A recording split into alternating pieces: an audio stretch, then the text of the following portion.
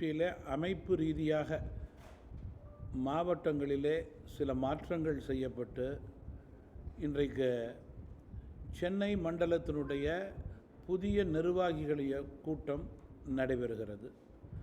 தொடர்ந்து நாளை காலை கோவையிலே கோவை மண்டல நிர்வாகிகள் கூட்டம், நாளைய மறுதினம் மதுரை மண்டல பொதுக்கூட்டம், நாளை மாலை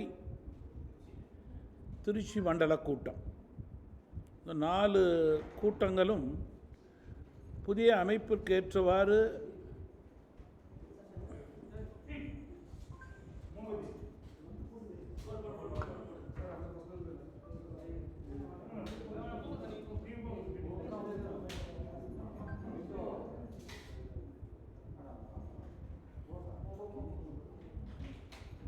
இன்னும் லா அண்ட் ஆர்டர் ப்ராப்ளம் எல்லாம் பார்த்துங்க சார். இங்கே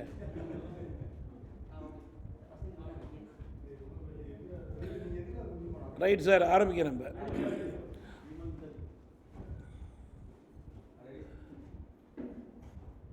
தமிழ் மாநில காங்கிரஸ் கட்சியில் வலுவான இயக்கமாக செயல்படுவதற்கான தேர்தல் வெற்றி வியூகத்தின் அடிப்படையிலே அமைப்பு ரீதியாக சில மாற்றங்கள் செய்யப்பட்டிருக்கிறது.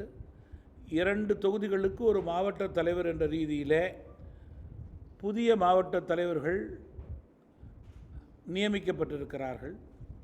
அதன் அடிப்படையிலே சென்னை மண்டலத்தினுடைய புதிய நிர்வாகிகள் கூட்டம் இன்று நடைபெறுகிறது.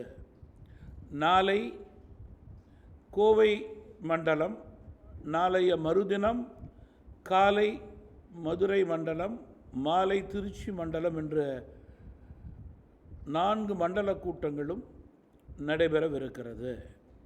திங்கட்கிழமை நான் பாராளுமன்றத்திற்கு செல்லவிருப்பதால் இந்த 3 நாட்களிலே 4 புதிய மண்டல நிர்வாகிகள் கூட்டத்தை நடத்தி இயக்கத்தினுடைய வருங்கால வளர்ச்சி குறித்து புதிய நிர்வாகிகளோடு ஆலோசனை நடைபெறவிருக்கிறது.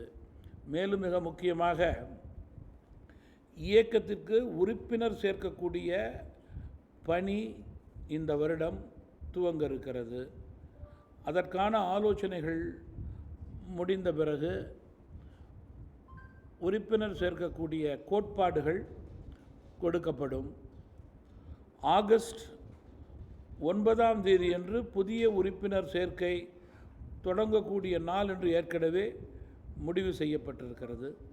அந்த வகையிலே புதிய தலைவர்கள், மாவட்ட தலைவர்கள், மாநில நிர்வாகிகளெல்லாம் இணைந்து வட்டார நகர தலைவர்களை அறிமுகப்படுத்தி கூட்டம் நடத்தி மக்களை சந்தித்து பெருந்தலைவர், மக்கள் தலைவருடைய நேர்மை, எளிமை, தூய்மை, வெளிப்படைத்தன்மை எடுத்து கூறி புதிய நிர்வாகிகள் சேர்க்கக்கூடிய முறையான பணியை சிறப்பாக துவங்க இருக்கிறார்கள் என்பதை தெரிவிக்க விரும்புகிறேன். புதிய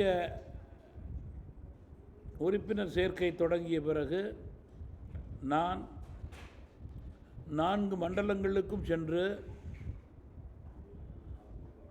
மாவட்டங்களிலே உறுப்பினர் சேர்க்கைக்காக தொண்டர்களோடும் தலைவர்களோடும் நிர்வாகிகளோடும் கலந்து பேச இருக்கிறேன்.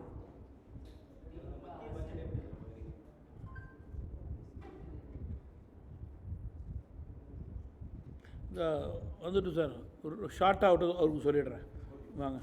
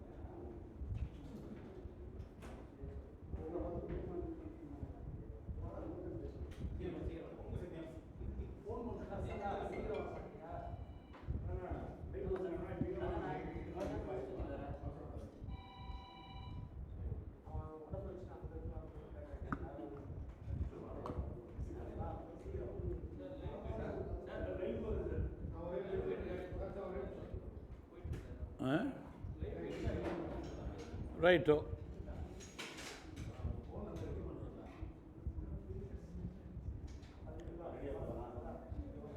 ரெண்டாயிரத்தி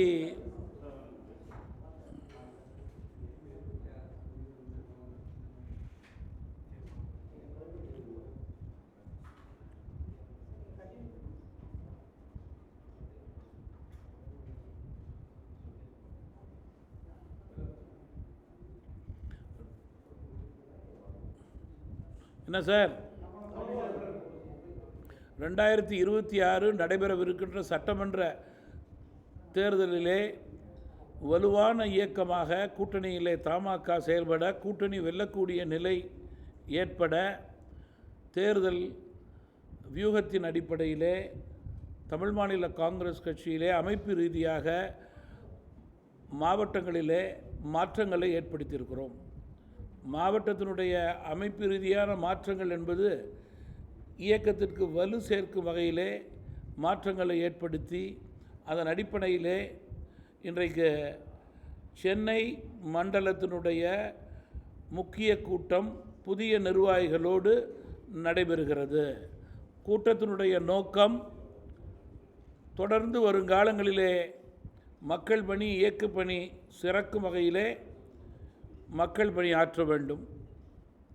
மேலும் மிக முக்கியமாக ஆகஸ்ட் 9 அன்று தமிழ் மாநில காங்கிரஸ் கட்சியினுடைய உறுப்பினர் சேர்க்கக்கூடிய முக்கிய பணி துவங்க இருக்கிறது. அந்த பணிக்கு மேலும் வலு சேர்க்க, தொண்டர்களுக்கு மேலும் நம்பிக்கை ஏற்படுத்தும் வகையிலே 4 மண்டலங்களுக்கும் நான் சென்று உறுப்பினர் சேர்ப்பு குறித்து இயக்கத்தோடு ஆலோசனை நடத்தி, இயக்கத்தினுடைய அடிமட்ட தொண்டர்களுக்கு புத்துணர்ச்சி ஏற்படுத்தும் வகையிலே கூட்டங்கள் நடத்த இருக்கிறோம்.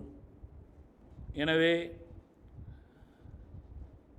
இந்த மாற்றங்களுடைய தொடர்ச்சி தமிழ் மாநில காங்கிரஸ் கட்சியினுடைய வருங்கால வெற்றிக்கு அடித்தளமாக அமையும் என்று நாங்கள் முழுமையாக நம்புகிறோம்.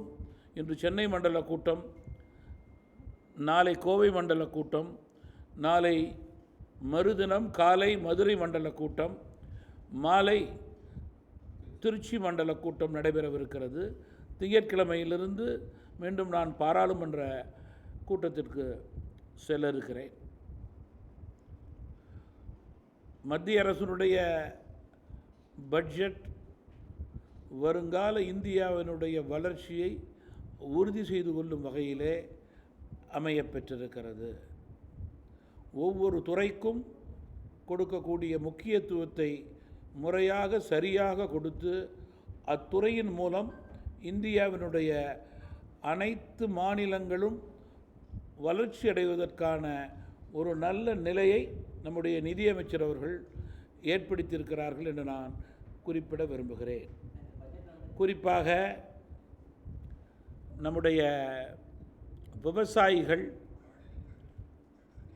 பெண்கள், மாணவர்களுக்கு அதிக முக்கியத்துவம் கொடுத்து அவருடைய வாழ்க்கை தரம் உயருவதற்கும் அவர்களுடைய வாழ்வாதாரத்தை உறுதிப்படுத்துவதற்கும் இந்த பட்ஜெட்டிலே மிக மிக முக்கியமான அம்சங்கள் எல்லாம் அறிவிக்கப்பட்டிருக்கிறது. அதனையும் தாண்டி இந்தியாவினுடைய கட்டமைப்பை வலுப்படுத்த வேண்டும். அதன் அடிப்படையிலேயே நாட்டுடைய வளர்ச்சி என்பதை உறுதி செய்து கொள்ளும் வகையிலே 11.11 லட்சம் கோடி ரூபாயை நிதியமைச்சர் அவர்கள் ஒதுக்கியிருப்பதை நான் நினைவு கூற விரும்புகிறேன். நம்முடைய மத்திய அரசினுடைய பட்ஜெட்டை பொறுத்தவரையிலே இந்தியாவினுடைய வளர்ச்சி, அதில் அனைத்து மாநிலங்களும் உள்ளடக்கி இருக்கிறது. எனவே எல்லா மாநிலங்களுடைய வளர்ச்சியை உறுதி செய்து கொள்ளும் வகையிலே இந்த பட்ஜெட் அமையப்பெற்றிருக்கிறது என்பதை குறிப்பிட விரும்புகிறேன்.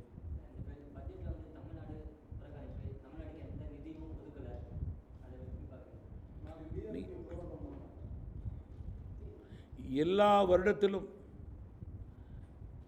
எல்லா நிதியமைச்சர்களும் எல்லா மாநிலத்தின் பெயரை சொல்லி குறிப்பிட்டு பட்ஜெட்டில் அவர்களுக்கு என்ன இவர்களுக்கு என்ன என்று கூறுவது சாத்தியமே அல்ல என்பதிலே மாற்று கருத்து கிடையாது.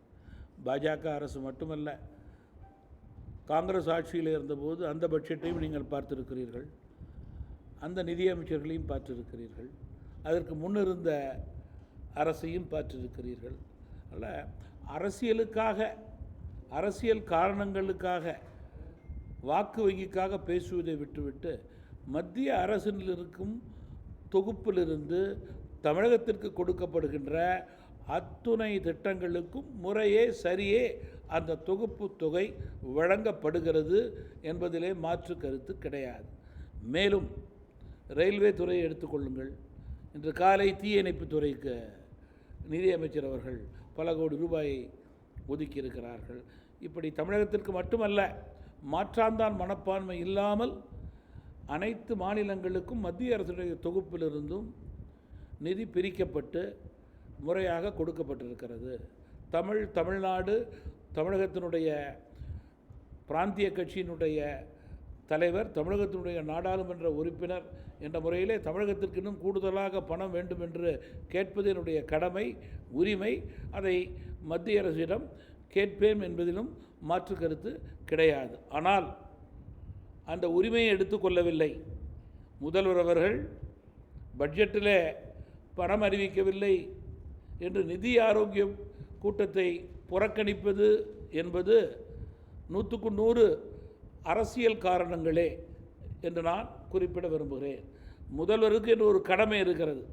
அந்த கடமையை அவர்கள் செய்ய தவறி இருக்கிறார்கள்.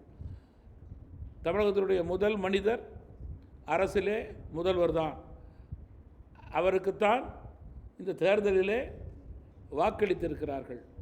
வாக்களித்த மக்களுக்கு நன்மை பயக்கக்கூடிய பணியை செய்யவே அவர் டெல்லி செல்ல வேண்டுமே தவிர அரசியல் காரணங்களை கூறி டெல்லிக்கு செல்லாமல் தவிர்த்து நிதி ஆரோக்கியா என்ற ஒரு மிகப்பெரிய நிதி அமைப்பினுடைய கூட்டத்தில் தமிழகம் இல்லாமல் போனது மிகப்பெரிய துரதிர்ஷ்டம் என்று நான் குறிப்பிட விரும்புகிறேன்.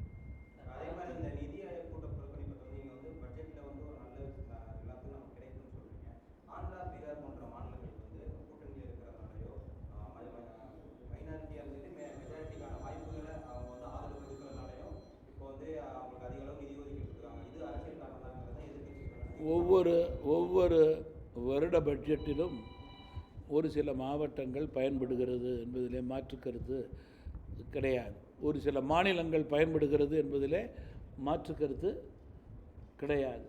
எல்லா மாநிலங்களிலும் ஒரே பட்ஜெட்டில் பயனடைய வேண்டும் என்பது சாத்தியமும் கிடையாது. இது நிதர்சனமான உண்மை. எந்த கட்சி ஆட்சியில் இருந்தாலும் இதுதான் உண்மை. அதை எடுத்துக்கொள்பவர்கள் எப்படி வேண்டுமானாலும் எடுத்துக்கொள்ளலாம்.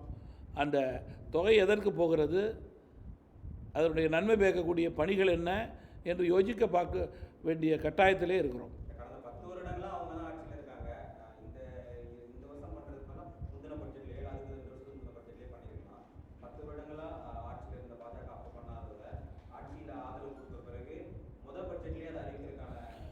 தொடர்ந்து ஆந்திராவுக்கும் பீகாருக்கும் பல வருடங்களிலே ஆயிரக்கணக்கான தொகைகளை பல துறைக்கு மத்திய அரசு ஒதுக்கி இருக்கிறது என்பதிலே மாற்று கருத்தே இருக்க முடியாது. அதற்கு புள்ளி விவரங்களெல்லாம் இருக்கிறது. இது புதிதல்ல. தமிழகத்தினுடைய சட்டம் ஒழுங்கு என்பது தொடர்ந்து கவலைக்கிடமாகவே இருக்கிறது என்று நான் தெரிவிக்க விரும்புகிறேன்.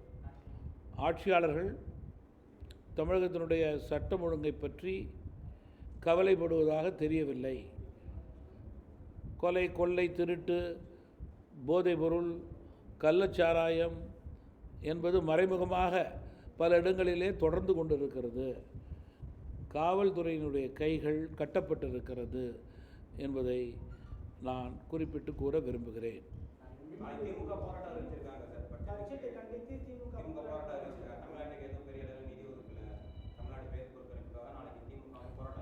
நீங்கள் எதிர்கட்சி அரசியல் செய்ய வேண்டிய கட்டாயத்திலே திமுக இருக்கிறது.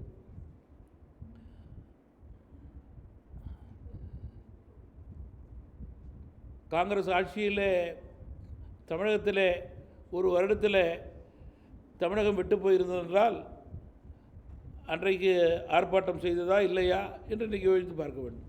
அதனால் கட்சிகளுக்கு அரசியல் கட்டாயம் இருக்கிறது, அதில் மாற்றுக்கிறதே கிடையாது. ஆனால் கடமை தவறி தமிழக மக்களுக்கு செய்யக்கூடிய பணியை முறையாக முதல்வர் செய்யாமல் டெல்லிக்கு செல்லாமல் தமிழகத்தில் இருந்தது மிகுந்த வேதனைக்கும் வருத்தத்துக்கும் உரிய விஷயம். நிதி சொல்லுங்கள். நீங்கள் இந்த அரசு ஒரு கையில் கொடுத்து மறு கையில் வாங்குகின்ற பழக்கம் தொடர்ந்து கொண்டே இருக்கிறது. மின் கட்டணம் என்பது மக்கள் மீது சுமையே. தெரிந்து அறிந்து புரிந்து செய்த காரியம்தான் இந்த காரியம், தெரியாமல் செய்த காரியம் அல்ல.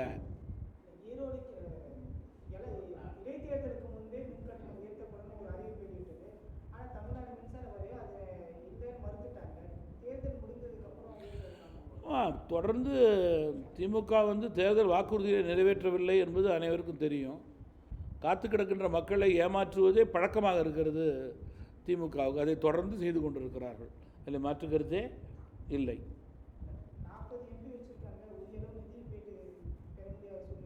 மக்கள் தான் யோசித்து பார்க்க வேண்டும்.